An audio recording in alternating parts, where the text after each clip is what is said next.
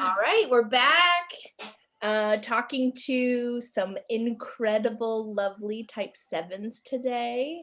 And I'm really excited for this conversation for three reasons. One, I am a seven, so I know I'm gonna feel really seen. Two, because I'm excited to have the three of you here.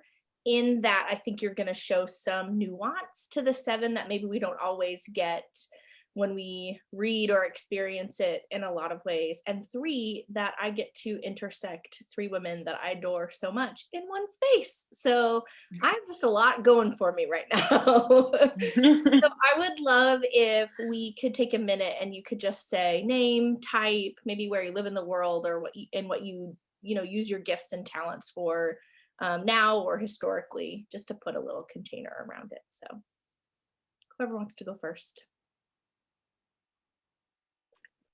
I am Brannon. I live in Asheville, North Carolina. I am a type 7 wing 6, I believe. And how do I use my gifts? I do some brand strategy, brand design, and web design work. Yes, you do.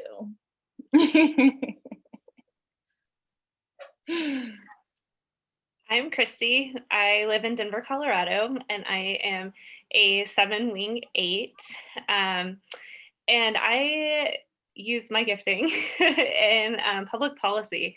I have worked in nonprofits most of my career and advocated from everything to public lands protection to transportation policy and healthcare policy. I love it. And I am Jess. I am a 7 wing 6. I live in Southern California, and I have used my giftings. I'm sure all of us have like quite a history with how we've used our giftings, but former traveling performing musician, and currently finishing up grad school to become a marriage and family therapist. Awesome. Yeah, I have quite the interesting resume. So yeah, I think that's probably true. So I'd love if you could just share a little bit about how you came to know and understand your type, what that process was like for you, sort of what resonated, what didn't, all that kind of stuff. So anything relevant and in any order. I took the free test online, and it came up as like 2, 3, and 7, but 2 was way above. And I felt like I was reading through the type, and it like disappointed me, and also felt like this just isn't it, like societally, I guess. I know how to be a 2. I know how to be a helper. It's like a hat and an outfit I can wear. And then, so that was like a year of time passed, and then like 2 years passed where I thought I was a 3. But that never resonated fully either, because I was like, okay, I don't want to hurt anyone. I don't want to, not that 3s hurt people, but I would rather we all like rise together than like, I want to be the one who's achieving the most. I'm sorry if I'm stereotyping 3s in saying that, but it just didn't quite fit either. Okay. And then I met with Erin, and she told me I was a 7, and that was a number I had never even considered, because I thought of it as like the life of the party, really loud, really extroverted, really like scattered. And I can be scattered, but I can also be really focused and get things done efficiently. And that's something I like pride myself on, is being able to get stuff done. So it's been really, and the 7 resonates so much now that I am understanding it more. Yeah. I had a similar story in finding my number on the Enneagram, with testing and feeling testing is a 2, but understanding that like my training is in social work, and I was like, there's just something about this that like it fits with where I am in my life right now, being a new mom, and just sort of navigating that side of myself. I was like hyper focused on meeting needs, but it just didn't feel authentic to who I was. I felt very like this is like, it's something about this test isn't seeing me. And then doing a typing interview there was a step in there where I like started reading through the types, because in typical 7 fashion, I'm like hungry for all the knowledge. But I was like, oh, the 7 is like what I want to be. I was like, I think I'm a 7. And then I met with Erin and did a typing interview, and she was like, yeah, you are a 77777. And it felt really affirming, like, oh, I know myself. And it was empowering to notice that, like, I saw that this other profile, like, didn't really fit. And then noticing that, like, yeah, I was on the right track, that this is really who I am. Yeah. Awesome. Wow. I am like still piecing together where things went wrong for me when I initially learned about the Enneagram. But I think where I'm at currently is, so I moved to Asheville 4.5 years ago. I ended a relationship, left friends behind. I was living in New York City, and I moved here. And within 6 months of being here, I didn't know anyone here. And within 6 months of being here, I was in therapy, and I was processing a lot of the grief of kind of closing that chapter of my life, and starting a new one, and being 26 years old and being like, what am I doing? And I think that in those therapy sessions was processing a lot of the weight that, I'd accumulated throughout life. And I've learned since that, like, therapists or anyone really shouldn't do this, but my therapist was like, have you heard of the Enneagram? I think you're a 4. And I, in typical 7 fashion, went to Barnes and Noble that night, stayed there for several hours, like on the floor of the Enneagram aisle, and just like devoured everything. And there were parts of the 4 that were just like, made me feel seen. And then there were other parts that were like, do I not know myself? Like, am I this like melancholic person? Is my like intense connection to emotion and feeling like, and that's the part I was seeing in the 4, but like, is that melancholy? And people who knew me, most people who knew me, like, never really understood it. But I accepted it until I feel like I was in a much healthier place in life. And then I started seeing like Enneagram memes about 7s. And I was like, wait a second, like, I think, like a lot of this resonates.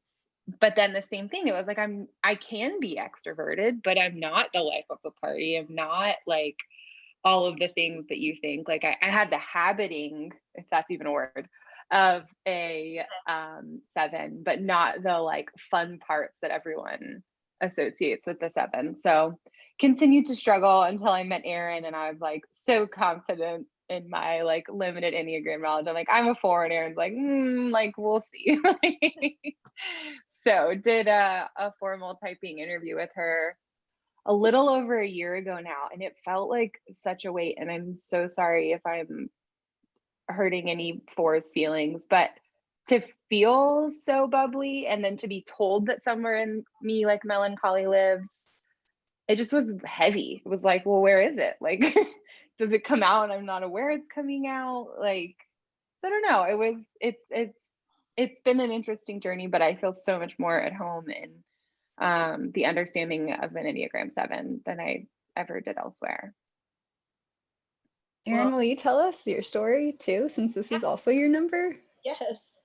So I had a similar experience. I can sort of see my story in all 3 of yours.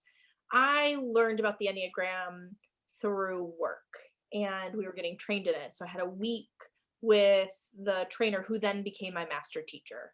She is an angel on earth and a brilliant human being. And it's sort of the way typing historically uncovered, is that you sat in a room for 8 hours a day for 5 days a week, and you got to experience type, and you sort of got there faster, right? And there was a bunch of us in this room, and we were being facilitated and led. And so the very first day, I'm like, I'm a 3. I know it. I'm a 3. And she just kind of, taps me on the shoulder and is like, okay, let's see, And what unfolded for me is that I was raised by a 3, and in that job, my boss was a 3. And so I was conditioned to sort of understand the world of the 3 and be like a 3, but my habiting, I'm going to use your word, Brandon, it's a new word today. It's a great word. Match at all. Mm-hmm. And I think it was like day 2 or day 3. I'm not really sure when, because I'm also a 7, so I kind of black out. I was like, oh, I think I'm a 7. Like, welcome, welcome, you know? And I was like, oh, okay, this is what this is like. And then over time, you know, I've gone back and I've taken the tests because of my training and facilitation and wanting to know what I'm asking people to do. And every time I take an online test, I test as a 2, every single time. Mm-hmm. And the more I got to understand about sort of the nuance behind it, as well as the sort of empirical evidence around testing in general, is that the best online test on the market only has about a 46% validity and reliability rate. So we're responsible for filling in that other 54%, right? Like ourselves in community and partnership. And so I think all 3 of you really illuminated how important and tender the typing process is. It's work we can do alone. It's hard work to do alone. Mm-hmm. Because you're Mhm. asked to sort of look at unconscious behavior and understand how to Mhm. filter the difference between conditioned behavior, Mhm. motherhood, maternal, Mhm. work culture, feelings Mhm. of grief, whatever it is. I have to know the difference between conditioned behavior, learned behavior, and Mhm. habitual patterns of security. It's like, Mhm.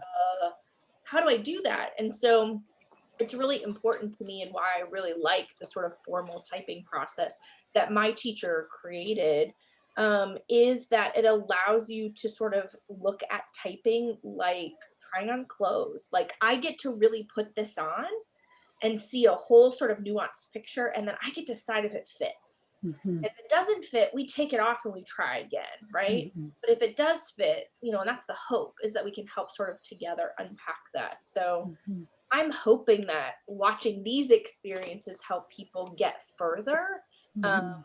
you know, reading a book and being in community. But that's one of the sort of core ethical components of the Enneagram, is that we don't tell people what their type is, Yeah. right? Because my experiences of you are behavioral, right? Mhm. Like at my last job, I'm sure pretty much everybody thought I was a 1, because Mhm. I had to be sort of rigid and process oriented in my job and to survive. So I think we just make a whole lot more room for it. So thank you for asking, Jess. I love that answer too, because like going back to the law of 1, like we all have all of it.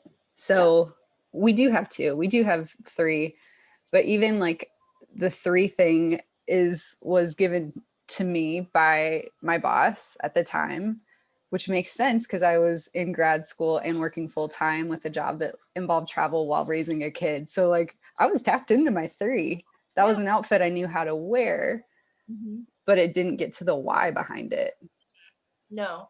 And so the container of the 7, I think, is really important to sort of do well, right? So we often think of the 7 as the adventurer or the epicure, or, you know, sort of the optimist in the Enneagram. And what tends to be true is, as a head type and in the fear triad, that we learned to cope with fear out of manifesting our own realities, right? Like I'm going to create my own reality and therefore get really conditioned around opportunity, right? So some folks, when they're fearful, might go inward or go down, or sort of like a 5, hoard my resources. But a 7, we sort of go up and go, what's available to me to get out of this? How do I not stick in this? And so the behavioral pattern that is created, the conditioning that is created, is that I know how to get out of tough situations. So then I learn I get out of tough situations and therefore don't know how to stay in tough situations, right? And then when I'm in a tough situations, I can feel sort of restricted or held back or shackled or whatever it feels like, and sort of pinched. It's like, you know, don't do this to me. Like I need options. And so what we see is spontaneity, right? Outward, what we see is spontaneity, when really it's I don't know how to be limited, because limiting feels the same way as it did when I sort of had to create my own reality and not be afraid of whatever I was afraid of, right? And so it's more this like, it's a survival response. It's how I learned to feel safe and secure in the world.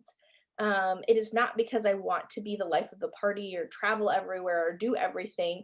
We can be introverted, we can be quieter and struggle to, I think Brandon, you said this beautifully before, finish reading the book, right? Because there's another book and another book. I think my favorite question on the typing interview and the favorite, most common response I get is, what is it like when somebody tells you you can't do something? Or what is it like when somebody limits you? And most sevens are like, hold my beer. Like, watch. Yes. And I'm like, yes. So take my hoops out. Let's go. So I think this like beautiful quality of understanding that I need to learn staying power, and I learn staying power through skills like patience, right? It's not a quietness or a stillness we're trying to be after for a one, because the capacity is there, the stamina is there, the sort of condition is there. But I do have to learn how to be more patient, how to release things, right? And so we look at it through the lens of sobriety. What is it like for me to just be in this moment with nothing else? And there's a tenderness and a nurturing in that's required to sort of like reassure, it's okay, you're going to be okay, this will be okay, right? In order to then stay and, find the patience and the stillness and the serenity. So I'd love, oh, go ahead, Christy. One of the things that you talked about in your Enneagram group when we were kind of getting started is that I think really resonated with me and kind of came back up as you were just talking, is like how the Enneagram gives us like an understanding of these things so that we can have choice about it. Like I can now choose to just sit back when somebody tries to limit me and go like, okay, I'm not going to engage that. And that's so empowering. Mm-hmm. Yes. Yeah. And so that's what I would love. I would love for you to take a minute and sort of share what resonates with you about when we sort of get into the core of the seven, when we look a little deeper in than just the behavior. And that's what I think the Enneagram does super well, is it doesn't just tell me the what, right? That's behavior. We learn things. I can be lots of different things in lots of different situations, but it's like, what's the why all the way back here? And how do I tether those two things together so I can make choice? So yeah, anything you want to share about what resonates for you or how it shows up? Just anything like that we know about Yeah. sevens. Yeah. Something that I've learned about myself, with my 8-wing, I tend to engage conflict. But I was thinking, like, as you were talking, one of the things I've learned about conflict is I tend to I want to move through it really quickly because I don't want to sit in the tension of it. It's that this is a hard thing. So let's just keep this moving, not take a break, even whenever. Yeah. Yeah. It's one of those gifts of now I understand this about myself. Yeah.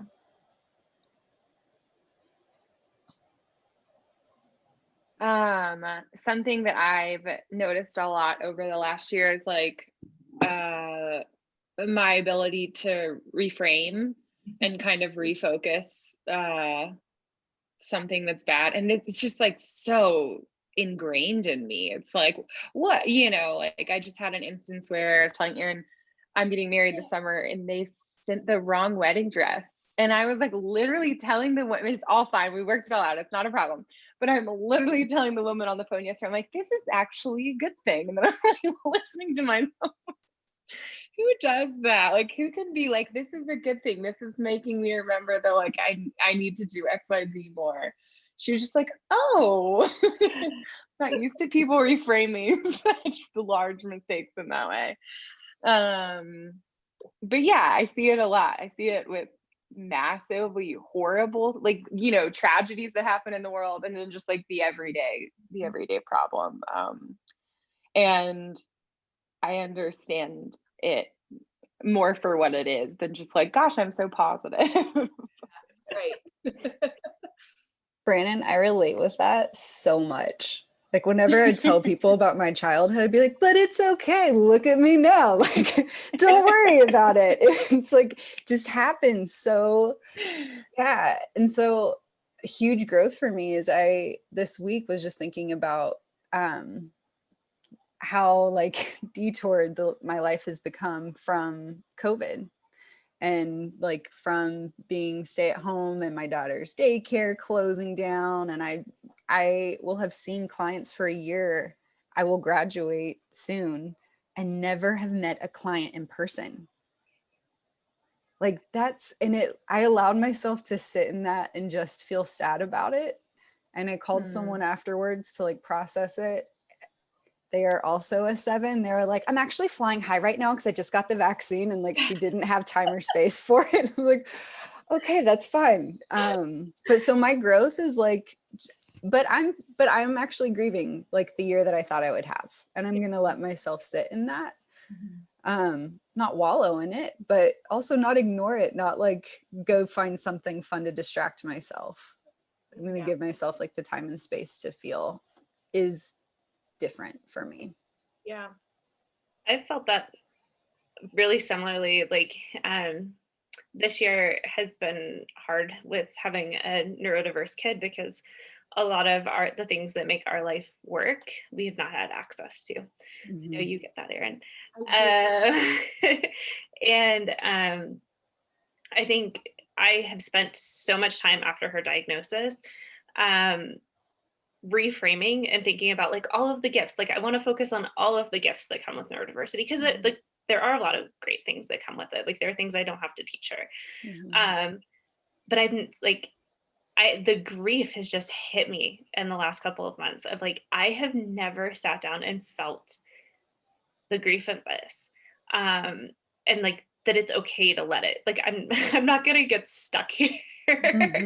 Like all of the things that I imagine whenever I start to let myself feel the things are not gonna like happen. It's just letting myself feel and like sit in that for a while and not have to lift out of it. Yeah. Our work is to learn to ride it, right? Like to feel it and let it go, which can feel terrifying when you've sort of spent your whole existence learning to escape it to begin with. So yeah, you see these really deep gifts of things like reframing, right? Being able to look at the opportunity in a situation or find the solution or find the next way forward. I'm sure you all 3 are people that friends and family and coworkers come to like, I'm stuck, and you can sort of find the way to get unstuck in a way that lots of people don't have those gifts, right? But it also sort of lends to the other side of feeling like trapped or held back or sort of burdened, like things like responsibility, right? It can both be good and hard. And, this sort of limiting things that sort of feel like they're holding us back. And so the need to sort of indulge, and that's where you see gluttony come into play. The needing the access to indulgence, right? Whether or not I do it is a different question. It's the accessibility of it. So you've all beautifully talked about the high and the low side of those experiences as 7, right? Like it is a gifting to the world to be able to be in sort of the natural components of positive psychology, and that it also sort of lends to a lack of depth sometimes. So playing into both of that and then learning what I've heard all 3 of you talk about is sort of sitting in the gifting of the 4 and holding grief is sort of our way forward, right? So it's beautiful and really hard. Yeah, I think that's one of the things that resonated with me about the idea of being a 4 and then not when I was initially playing with the idea of being a 7, because I can talk about the hard things I've walked through in life, like I can sit in them. But I never felt like I stayed for too long, but I felt like I wasn't. And maybe the like not surface level, but the less like deep that something hurts, like maybe I don't feel those things as well. I don't, kind of push myself to sit in those moments, but like the big life things, I do feel like I have the capacity and the habiting to slow down and experience that. So yeah. Well, so Eleanor's 6, and I found the Enneagram a little over 11 years ago. And I didn't really understand the Enneagram until I understood Eleanor. She started to sort of slow me into presence in the way I was sort of consuming everything, right? Like, I'm a behaviorist by trade. I've been working in human behavior for 20 years. The Enneagram was just another way to sort of put a container around behavior, and I loved it. I was in it and I was deep. But it wasn't until I was parenting a neurodiverse child that I was like, oh, this is actually what presence is. And being forced to grapple with the grief that comes in presence. And so I do talk a lot about how she's my best teacher. I'm almost finished with a PhD. I've spent 11 years studying the Enneagram. I've been doing this work a long time, and I didn't learn crap until I had her. So, Christy, I hear you full on. Because it takes it from your brain, like PhD, study, school, input. It's like just feeding the part of us that's like already pretty strong. Yeah. Mm-hmm. And put it into my body, yeah, being into all of who I am. So yeah. One thing that's been interesting as I've like moved more into like heart and body deeper, because I do tend to I'm surprised I haven't tested as a 5 before, because I do spend so much time like in the rational world. But I've noticed like when I let myself feel the things, like I often, like my body will have a reaction. Like I get it's like my head is in a vice afterwards.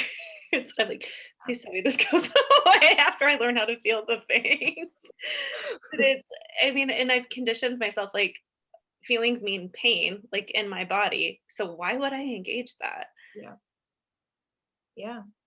So how would you encourage the people in your life to help you slow down, to help you find presence, right? What would that look like for you?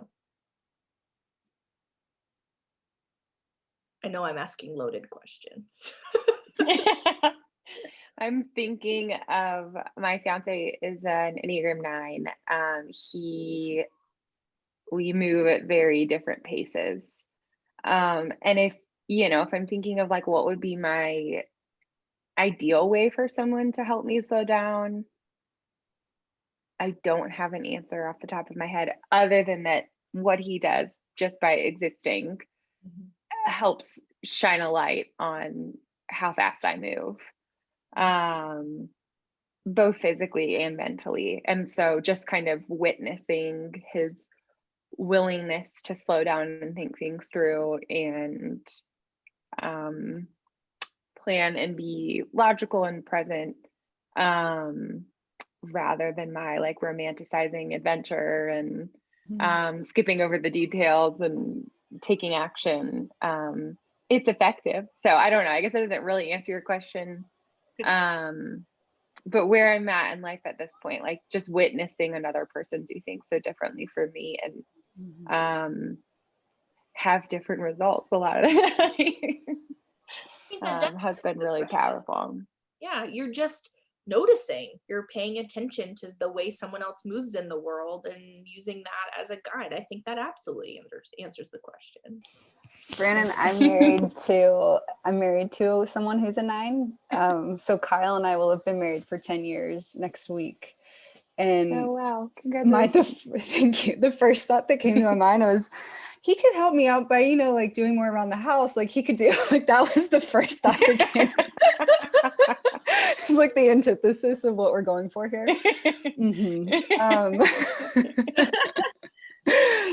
Because I mean, the truth is, like when crisis hits, when something's going off the tracks, I'm speeding up, he's slowing down.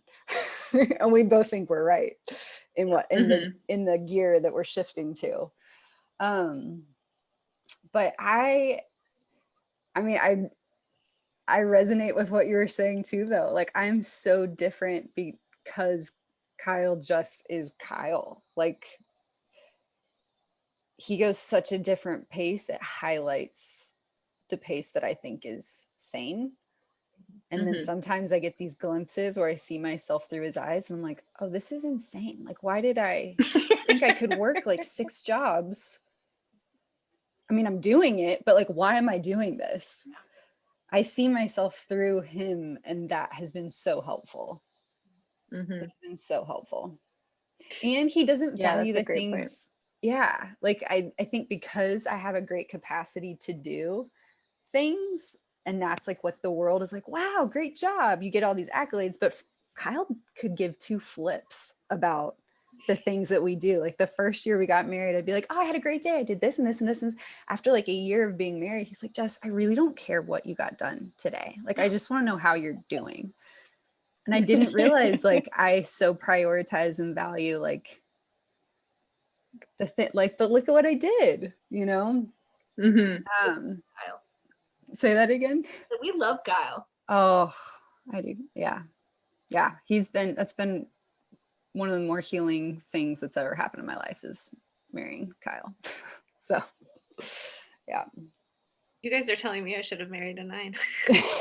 I am married to a 1 who is lovely, but we are, since we moved to like a lot of the same places.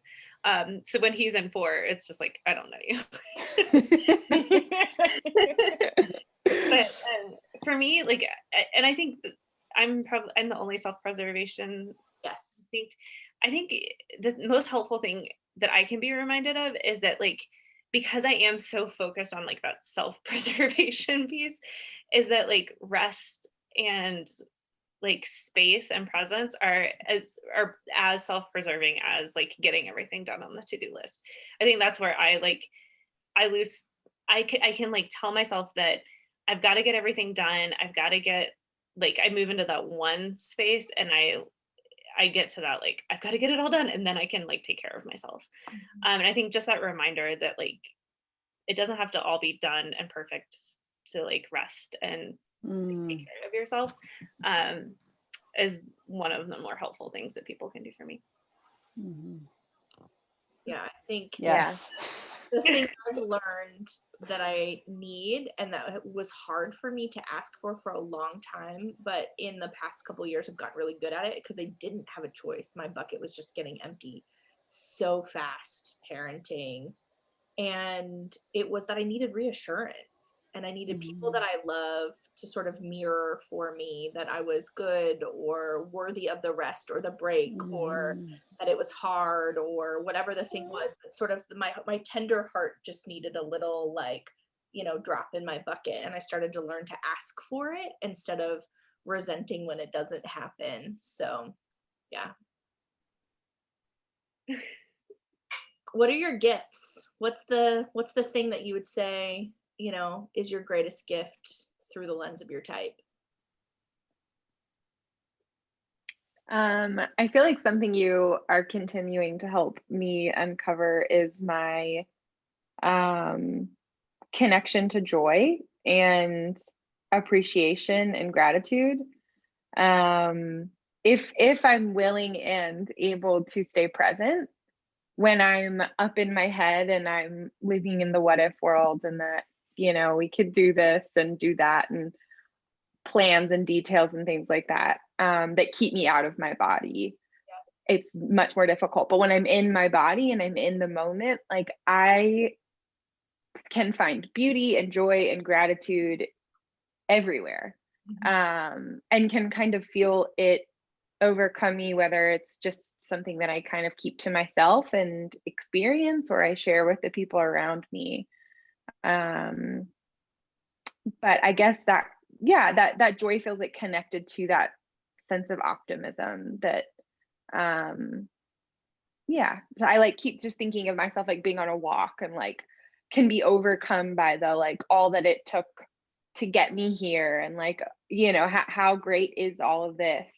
And yeah, I think that's the thing I was referencing earlier that allowed me to feel connected to 4, because I feel so feelings oriented, but it's not where I live. Like, I live in my head, but I can feel connected to my heart when I'm in my body. Yes. So That's beautiful. I think for me, the biggest gift of the 7 is that ability to see the path forward, and to take. I think that's, especially in my career, that's helped me the most. It's like when I love strategic planning. I'm that like weirdo. Yeah,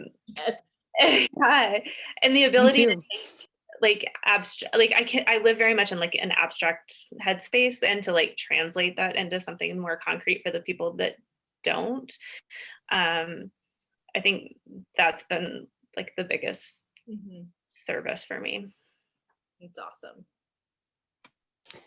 I feel like I'm like a utility player. Like I can, like if you need entertainment, I could do entertainment. If you need a strategic partner, I got you. If you need like a business plan, like I can do that. Like I feel like I've got diverse talents that like I enjoy using all of them. This is Mila, by the way. She has a shiner. She's not wearing makeup. She has a black eye. I don't know if that's better. Hey, sweet girl. And also just the path forward as well. Like I do think that most things are possible.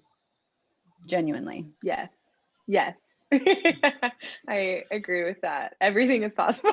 It really is. Yeah. Yes. So what would you like to know? What would you like people to know, right? About when your type shows up? Like what's true and authentic for you, or what's something that you wish people sort of knew or held on to when they can sort of see your 7 showing? Ooh, I feel like 7s have this really, like, we can go so deep, and like engage in these really heady, like intellectual conversations, and like we feel expansive by that. Like it doesn't feel like something that like boxes us in, or like it's not a fear thing. Because I think I've experienced people sort of typing 7s as that like shallow, always looking for like the life of the party. And I'm like, that's not me. But I like that really deep connection with people, and like getting into those like really heady conversations. Yeah. Yeah.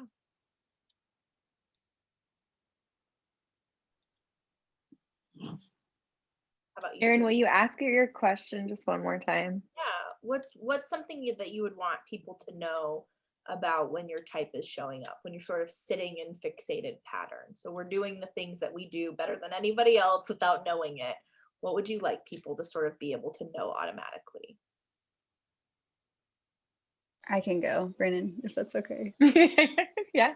That I'm more than what I can do. And that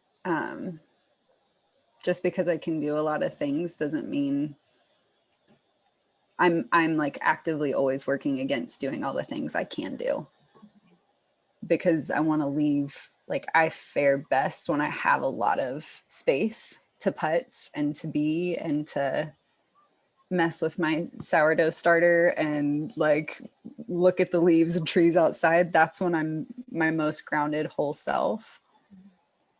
But because I can do things and because I often get excited about things, yeah, a lot comes my way. Yeah. I was gonna say, yeah, just hearing you say that's come up for me recently. Just work. I love my work, and so I end up working 50 or more hours a week. And my fiance recently was like, I think you like working. I was like, we gotta chat then. Like, I am my best self when I have time to be bored, when I have time to read, when like it feels safe to just like sit on the bed after I take a shower and not have to pick up my phone or pick up a book, and can just like stare, and that takes effort as well. But just because I can, and my tendency is to do and make lists and check all the things off and like come up with new things to put on the list, doesn't mean that like that's where I am served best. And so Yeah, I imagine that's probably even more difficult as a mother and a wife. Because when people think you just like doing, they probably just give you more stuff to do. So, but yeah, I knew that, I'm remembering that, and I just heard so much of myself in listening to you talk.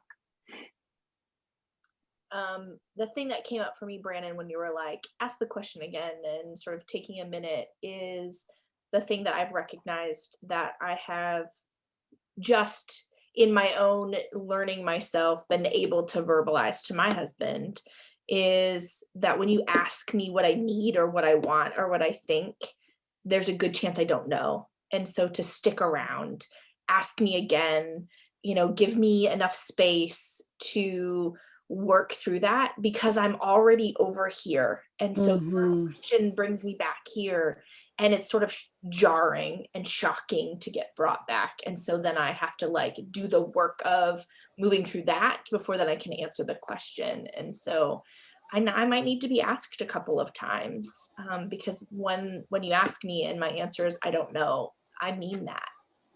So. Yes, me too. Me too. Hard. You're forcing me to be present. Don't you know? So my sort of last question for each of you is what do you do to resource yourself? What do you do to recharge your battery or fill your bucket? Because I think this is so helpful. And another really strong sort of soapbox place for me is, and this could just be my sevenness, right? But I really have struggled with being told that this is the way that you sort of heal, or, that my work is to gratitude journal or to do these things that didn't fit me. And then I felt like I was failing. And so I think it's really helpful for folks to see and know that we probably all recharge differently, and that's okay. So I'd love to know what sort of helps you find your middle a little bit more. For me, it goes back to like the diversity of self. Like it depends. So right now, like I have a girls' weekend getaway that I'm so excited about because I've not done that in over a year. But like if I'm over functioning for a long period of time, what most charges me up is if I have the house all to myself. Like if everybody's gone and it's totally quiet and no one's asking me to do anything. Like going back to putzing, I really like putzing.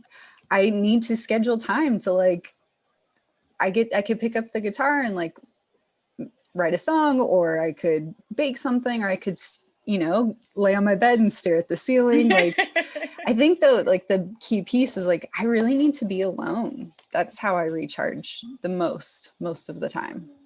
It's been such an anti-social year that socializing sounds really exciting to me right now. But majority of the time, I just need alone time. I really liked the way you began your answer with like, it just depends. Because my initial thought was like movement, like getting out of my head, getting into my body. Like yoga is very healing for me. It brings me into the moment. It forces me to be present with whatever's happening in my head, good or bad. And whatever is happening in my body as well. But yeah, a lot of different things like as well. Like I love being home alone and like getting to be creative in our home, or going out and spending the day by myself, going on a hike, going to thrift stores, like doing what I like to do with myself and just getting to focus on me and my energy and what's present for me and not the social dynamics. And that just makes me think of what you were asking earlier on, of just like, what is not true, like recharge, like socially is not really how I recharge. Like it just doesn't. Occasionally with the right people on a great day, but all the stars would have to align for like everything to feel good and that really to be recharging. But it's different. Sometimes just getting to be bored, sometimes getting into my body, sometimes getting outside. Yeah. I feel like it's been this long trying on process to figure it out. like, and having the freedom to try on what works and what doesn't. But the biggest thing for me is like, I need movement and music, because music helps me connect to my heart in a way that I think it's like automatic. And the movement gives me the space to get out of my head. But the magic for me is hiking with my AirPods and where I don't have to talk to anybody. I can just wave to them. I have to solve your problems right now. This is me time. It sounds like heaven. It sounds like heaven. What about you, Erin? This season is a little different and hard for me because I'm relearning to walk. So my normal things of movement or outside just aren't as quite as accessible. And so what I've recognized after 3 months of bed rest and months of like, you know, not being able to walk a lot is how important resting is for me. And my sort of go-to when my bucket is empty is maybe I just need to go to bed. And everything does always feel better the next morning. And so I've really taken that lesson as a truth that rest is like the essential, you know, element for me, even over like food, you know, like I can't do anything if I'm not rested. And so I'm really just trying to soak in that. The other thing is a quiet bathtub. With nobody bugging me and all of the peace. And I can stand there for like 2 hours until the water's cold. And I'm like a new person when I come out. So, but the hiking, Christy, sounds like my heaven. So, well, go ahead, Jess. Oh, it's just interesting. The 7, like, I think does get such a rap for being so extroverted, but every single one of us is like, alone time. That's what I need. I need alone time. And I think that's why it was so important for me to have the 3 of you here, because I know all 3 of you well enough to know how hard you work on being tender to all of you. And what that shows for a 7 maybe just starting this journey is how important time with self is to the healing journey, right? Where like there are 7s in my life who I love dearly who are still in the pattern of I'm exhausted, I'm tired, I'm going to go do something more, right? And so I'm sort of perpetuating. I want to debunk the myth that, you know, that's the only way to be in this sort of fixated pattern. And I had no idea that all 3 of us were so strongly in our sort of recovery patterns similarly, but isn't that just a beautiful sign to the pathway for the 7 into 1, into 5, into 4 as healing for all of us? So I know, I don't even know how anybody else is going to feel watching this, but I know being a 7, experiencing the 3 of you helped me feel less lonely, less like I was broken, less like I was doing it wrong, and sort of gives me what I need to keep getting at it in the world. And so if I'm having that experience, I'm hopeful that others will as too. So thank you for being a part of this. Thank you, Erin. Thank you. Yeah.